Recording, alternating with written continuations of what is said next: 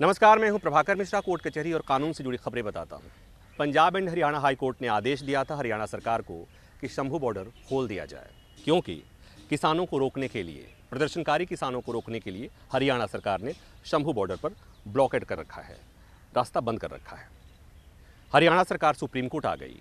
Supreme court में आज सुनवाई हुई और सुप्रीम कोर्ट ने वहाँ यथास्थिति बनाए रखने का आदेश दिया, यानी अगले आदेश तक जो वहाँ स्थिति है वो बरकरार रहेगी, रास्ता नहीं खुलेगा। हरियाणा सरकार ने किसानों को रोक रखा है। आज की सुनवाई बहुत महत्वपूर्ण रही, इसलिए कि सुप्रीम कोर्ट ने एक बात कही सुनवाई के दौरान कि ऐसा लग रहा है कि किसानों को सरकार में भरोसा कम हो गया है। हमारे साथ वासु सांडिलिया हैं, जो इस मामले में हाई कोर्ट में याचिकाकर्ता थे। इन्होंने जनहित याचिका दायर की थी।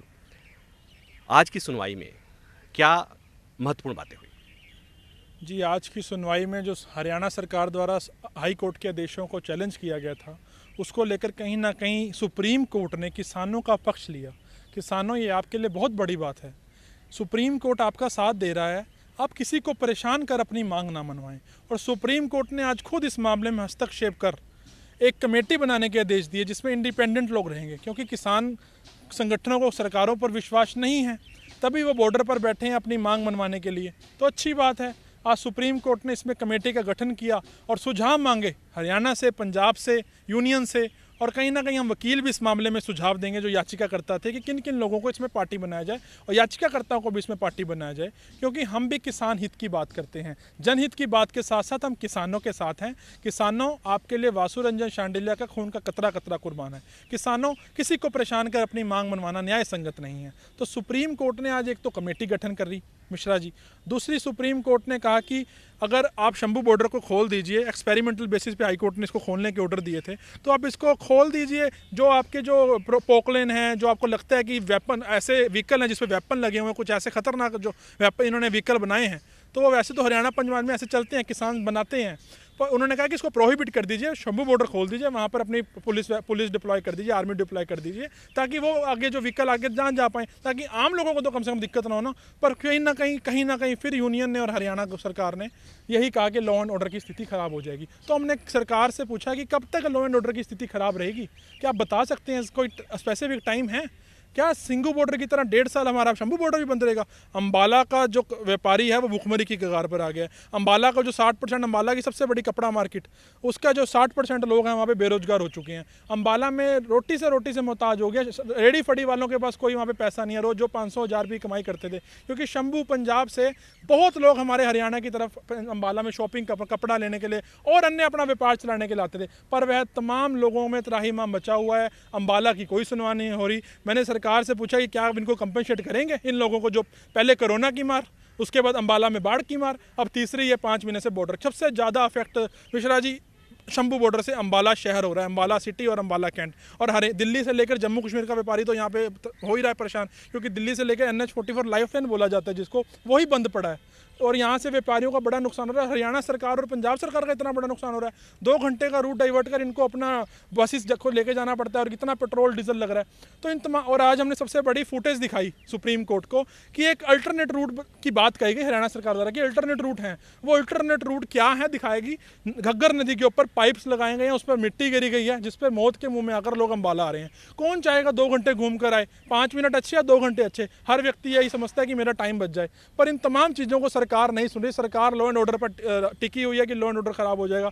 सरकार आर्मी को दे देगा, सरकार के बस का नहीं है बॉर्डर खोलना, आर्मी को डिप्लॉय कर दे वहाँ पे, पर सरकार अपनी उससे भागे ना अपनी जिम्मेवारी से। मैंने सारी साजिश सुप्रीम कोर्ट में कही और सुप्रीम कोर्ट में मैंने अपना हाई कोर्ट में किसानों को भी पार्टी बनाया था। पर आज अच्छी बात है, अब ये कमेटी बनेगी तो किसान भी उसमें शामिल होंगे, किसान अपनी बात रखेंगे और इंडिपेंडेंट लोगों को आगे रखेंगे। हाई कोर्ट ने जब ये आदेश दिया था बॉर्डर खोलने का, रास्ते खोलने का, तो हाई कोर्ट ने अपने आदेश में क्या कहा? हाई कोर्ट ने यह कहा था कि इनकन्वीनियंस हो रही है बहुत ज़्यादा लोगों को और इसलिए एक्सपेरिमेंटल बेसिस पे शंभू बॉर्डर खोल दिया जाए। इनसे एक्सपेरिमेंटल बेसिस पे भी नहीं खोला।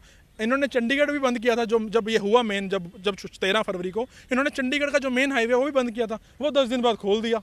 उस पर तो किसान आए नहीं, इसको भी ऐसे एक्सपेरिमेंटल बेस पे खोल देते। लेकिन एक बात और बताइए, एसजी ने, सॉलिसिटर ने एक बात कही कि किसानों ने अपने ट्रैक्टर को मॉडिफाई करके टैंक के जैसा बना रखा है। हाँ, ये कहा गया, इस पर इसमें हंसे भी सारे जो जितने भी जस्टिस है सब हंसने लग गए। तो कहते हैं कि ऐसा कुछ नहीं है। जस्टिस सूर्यकांत, दीपंकर दत्ता और उज्जवल भुइयां ने इसके बारे में कहा कि ऐसा कुछ नहीं है, हरियाणा पंजाब में ऐसे व्हीकल चलते हैं क्योंकि किसानों ने खेतों में जाना होता है, तो जो वहाँ पे नुकसान करते हैं फसलों को, उनको करने के लिए कुछ ऐसे व्हीकल बनाए जाते हैं। पर अगर ऐसा कोई व्हीकल बनता है तो सुप्रीम कोर्ट को भी कहूँगा, पुलिस को भी कहूँगा, एक्शन लिया जाए, पर्चा दर्ज किया जाए। हम उसके खिलाफ हैं। हम कभी किसी कीमत पर देश की एकता और अखंडता से खिलवाड़ नहीं होने देंगे अगर ऐसा कुछ है। पर ऐसी स्थिति अब तक नहीं है। वहीं 6 महीने की बात कही गई थी कि 6 महीने का राशन लेके किसान आ गए हैं। जब शंभू बॉर्डर को खोलने के ऑर्डर थे, किसानों आप खुद ही अपना नुकसान करवा रहे हो। आप खुद अपना नुकसान करवा रहे हैं। आप इस मेरे इंटरव्यू के माध्यम से सुन लीजिए। अब कमेटी बन चुकी है, आप इसको डिले ना करें, आप अपने खेती बाड़ी करें, जो आपका काम है। अन्नदाता हो आप, अन्न जिसके नाम के पीछे दाता लग जाए उसके आगे सजदा होता है, उसके आगे हम प्रणाम करते हैं। आप अपनी जो छवि है उसको मजबूत करो पूरे देश में। इस कमेटी के अंदर आएँ और इस कमेटी में बड़े बड़े सुप्रीम कोर्ट के जज जब डिस्कस करे तो उन्होंने कहा कि इसमें सीनियर एडवोकेट्स को लेंगे, इसमें बड़े बड़े हम थिंक टैंक्स को लेंगे, बुद्धिजीवी जो किसान मसलों को लेकर उनको लेंगे। तो अगर वो लोग आएंगे, सुप्रीम कोर्ट के अगर 3-4 सीनियर एडवोकेट्स भी इस मसले को हैंडल कर लें तो एमिकेबली ये मसला मिश्रा जी हल हो सकता है। कोई बड़ी बात नहीं है। कहीं ना कहीं जब किसान सरकार से बात करने जाते हैं ना, उनके मन में थोड़ी सी पीड़ा रहती है सरकार के प्रति, कहीं ना कहीं खिलाफत रहती है सरकार की। जब इंडिपेंडेंट लोग करेंगे, जिनका कोई पॉलिटिकल माइलेज लेने के उन्होंने कुछ करना ही नहीं है, जिन्होंने सिर्फ ना वोट की खातिर करना है, क्योंकि सरकार कहीं ना कहीं नाप तोल करके काम करती है। पर जब इंडिपेंडेंट लोग आएंगे, क्योंकि उन्होंने सिर्फ दूध का दूध, पानी का पानी वो बताना है। तो किसानों मेरी अपील है, जैसे ही आप कमेटी गठित हो, आप शंभू बॉर्डर खाली करें ताकि हरियाणा सरकार शंभू बॉर्डर को खोले और गाइडलाइन इसमें इशू करवाएंगे, सुप्रीम कोर्ट से इशू करवाएंगे। आज हमने मांग की ओपन कोर्ट में और हमारे सूर्यकांत जी ने जो जस्टिस है उन्होंने कहा कि इसको लेकर हम गाइडलाइन बनाएंगे। हमें आशा है अगली डेट पर जब भी इसका फाइनल ऑर्डर आएगा उसके अंदर नेशनल हाईवेज को लेकर वासु रंजन शांडिल्या गाइडलाइन पूरे देश के हित में इशू करवाएगा। धन्यवाद हमसे बात करने के लिए। तो आपने ये भी देखा कि पिछला किसान आंदोलन हुआ था, आंदोलन की शुरुआत कुछ उधर से ही हुई थी। उस समय भी किसानों को रोकने की कोशिश हुई थी, लेकिन तब किसान नहीं माने थे, ब्लॉकेट हटा दिया गया, पुलिस रोकती रह गई, सेना भी लगा दी गई थी। लेकिन इस बार किसानों की संख्या थोड़ी कम थी, इसलिए कि तब संयुक्त किसान मोर्चा अपने पूर्ण आकार में था। अभी संयुक्त किसान मोर्चा और राजनीतिक एक छोटा धड़ा है, लेकिन फिर भी करीब 6 महीने हो गए, 200 से अधिक दिन होने जा रहे हैं।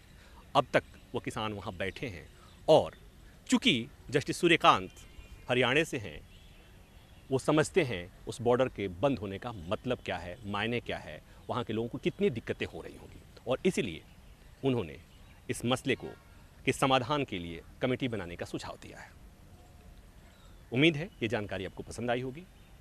वीडियो बना रहे हैं प्रहलाद। धन्यवाद। नमस्कार, मैं हूं मानक गुप्ता।